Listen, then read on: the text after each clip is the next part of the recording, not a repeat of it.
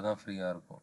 சில இது வந்து நீங்கள் வந்து ப்ரீமியம் பே பண்ணி பார்க்கலாம். இப்போ கேன்வாஸ்னு ஒரு வெப்சைட் இருக்கு.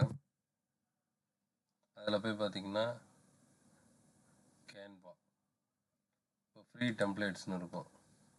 இது உள்ளே போனீங்கன்னா உங்களுக்கு டெம்ப்ளேட்ஸ் எல்லாமே இருக்கும்.